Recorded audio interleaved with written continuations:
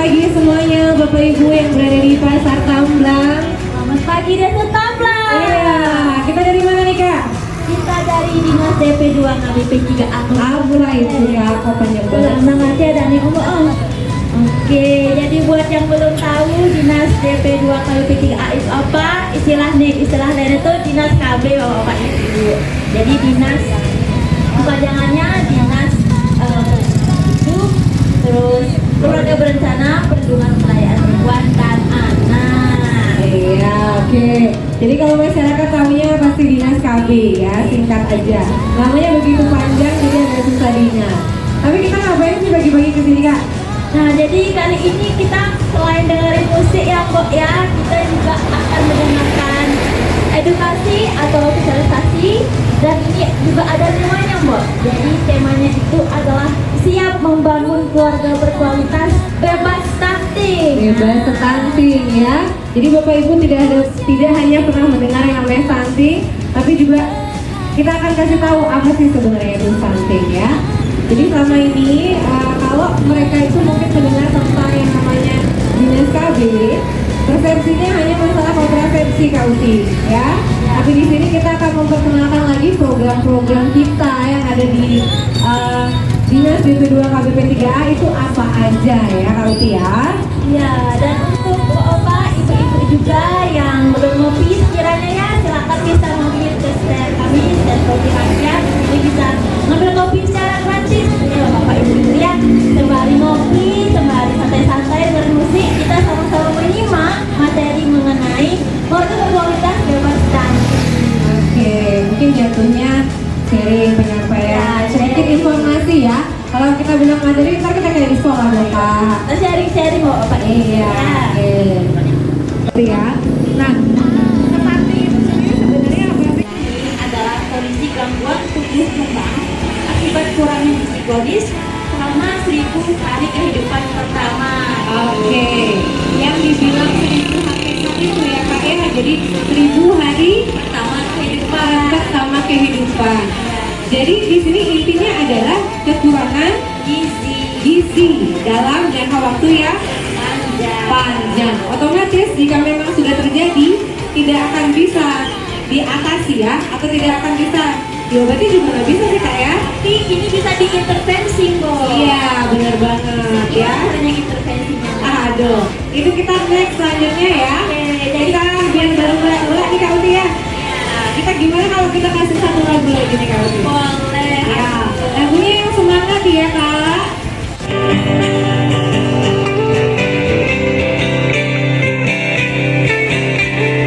Tentuku teguh cepat.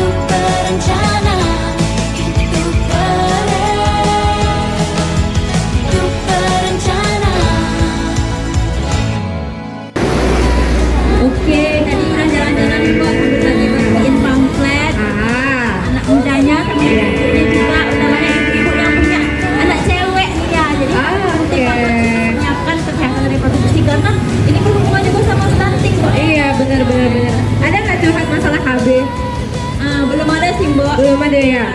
Masih fokus jualan. Oh, fokus jualan, benar-benar. Jadi kalau biasanya kalau kita kemarin kita ada di Pasar Banjar, ada ibu-ibu nih yang curhat. Kemarin Kak Saka bilang gitu ya, oh Kak, saya sepilir ya. Sepilir, mungkin maksudnya adalah spiral gitu ya. Karena dinas kita itu emang kalau orang kenal dinas KB itu pasti pikirannya langsung ke Oke, sekarang kita di sini memperkenalkan program-program lain dari kita, ya. Program lain dari kita bukan hanya masalah tentang kontrasepsi ya kak ya. Ya, ada banyak lagi nih. Benar banget. Kak Uti, tadi udah sampai ini nih kak, ciri-ciri stunting. Jadi pertama itu pasti dia yang namanya biasanya cenderung pendek ya. Tapi yang pendek belum tentu stunting.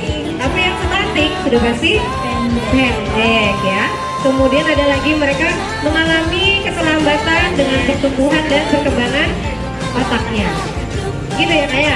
Iya benar. Kemudian otomatis kalau mereka mengalami keterlambatan pertumbuhan dan perkembangan, apa yang terjadi ya kak?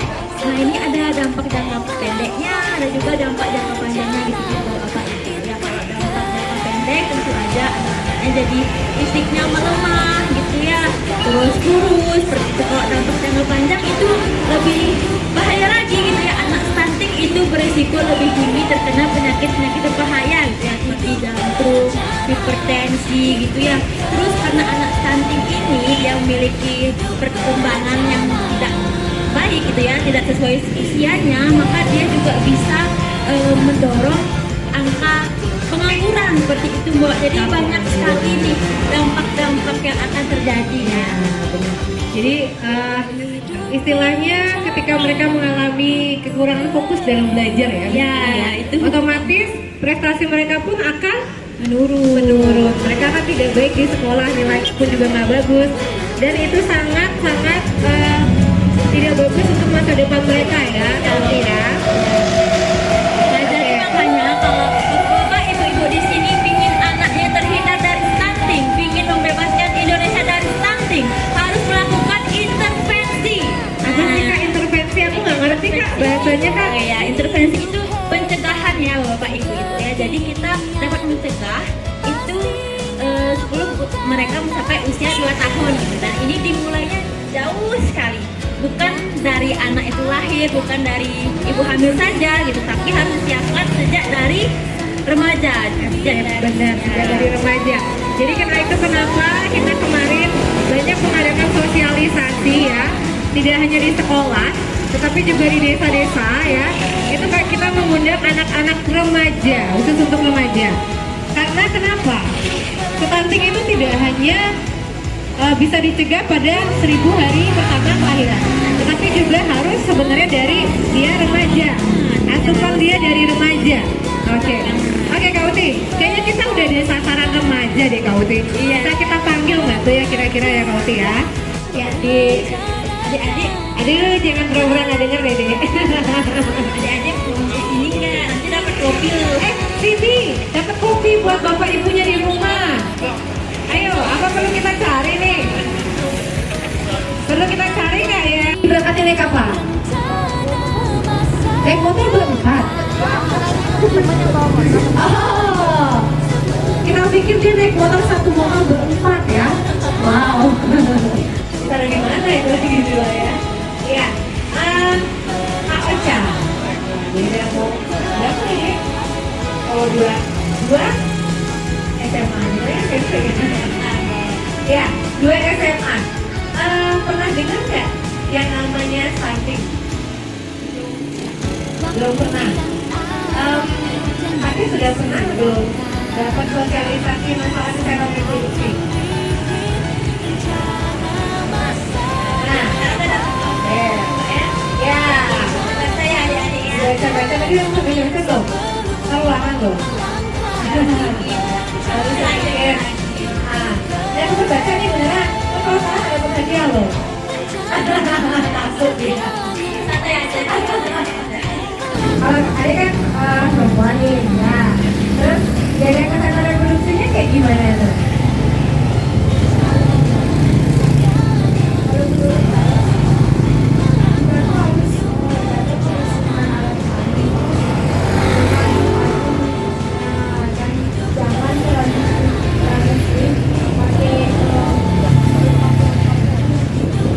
Jangan terlalu sering pakai pelembab-pelembab.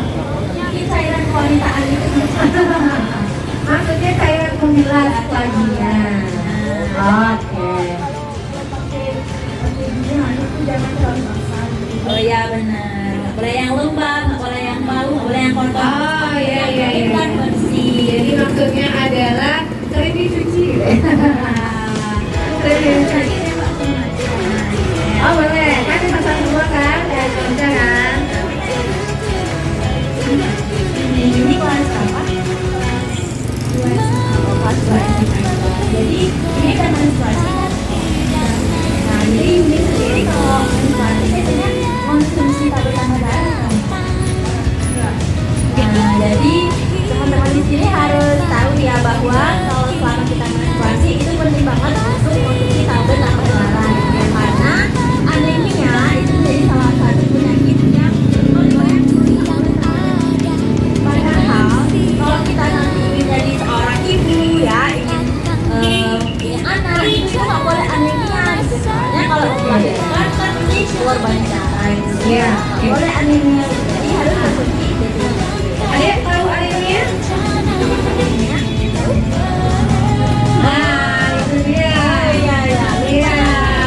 Kalau misalnya adek menstruasi nih bulannya, pernah lemes ya? Pernah ya? Terus pernah ngerasa pokoknya gangguan-gangguan lain lah selain itu? Apa aja yang dirasakan? Emosionalnya mungkin, cepet marah, cepet ngambek sama pacarnya. Punya pacar belum ya? Iya. Jadi kekurangan kondisi, kekurangan darah itu yang namanya anemia kan? Pernah nggak lihat film SK tambah darah? Pernah nggak? Nah ya, nah itu sudah pernah lihat. Pernah dikasih nggak di sekolah? Pernah. Terus filmnya diapakan? Dijual. Nah ini tanda-tanya ya. Sebenarnya mereka di sekolah sudah diberikan ya biasanya tiap bulan. Nah kalau misalnya sampai nggak tahu itu sebenarnya buat apa? Harus tanya ya. Kalau misalnya dibagikan seperti itu harus kalian konsumsi sebenarnya. Jangan dijual. Dikumpulin dijual gitu kan. Jangan. Atau dikasih ibunya malah gitu kan. Buat kalian. Karena kalian juga sering mengalami namanya siklus menstruasi. Ya. Itu sangat penting sih. Jadi sekarang kalian tahu yang namanya sanksi. Itu pasti dicegah dari usia remaja ya. Berarti penting nggak minum pil tambah darah? Sama. Ya harus menjaga kesehatan reproduksi. Iya. Kalau ibu yang lagi nabi bawah, pakai apa bu? Namanya bu? Ya abi ya? Enggak. Kenapa enggak bu? Nggak cocok. Nah, itu salah satunya. Itu. Jadi mungkin mereka pernah pakai, tapi setelah itu karena nggak cocok, efeknya seperti apa? Akhirnya mereka nggak lagi menggunakan AB itu. Saya pengen narik ibu deh sebenarnya bu. Kita nggak boleh narik sebentar bu. Bisa ya? Ya, minta waktunya sebentar ya ibu ya.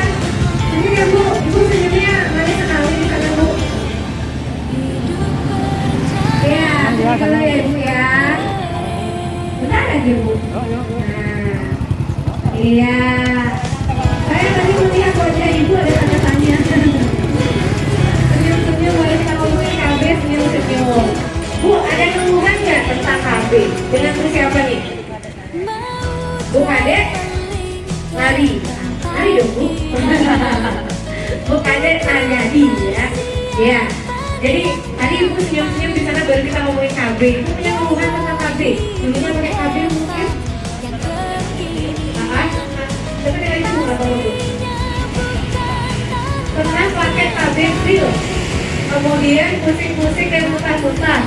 Itu berapa lama setelah menggunakan? Langsung.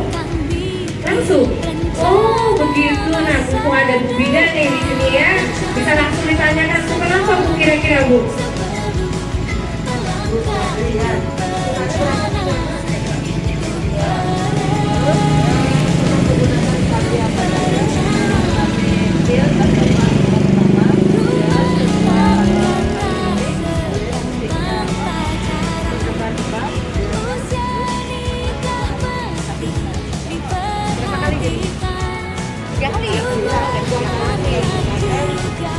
Tiga kali ya?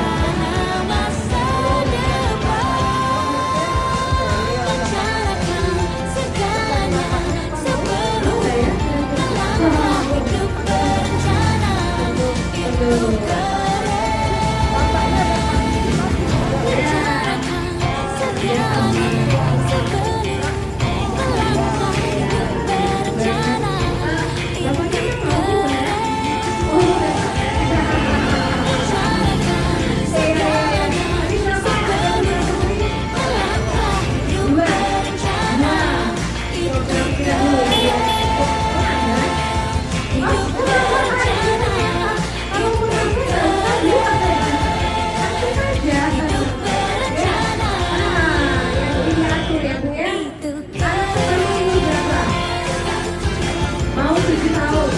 Anak kedua 3 tahun Bu. Berarti berapa ya Bu ya? Berarti nanti kalau nambah anak ketiga berapa tahun lagi nih Pak? Lagi 2 tahun sudah bisa Bu ya? Oh lamaan Pak, udah ngebet.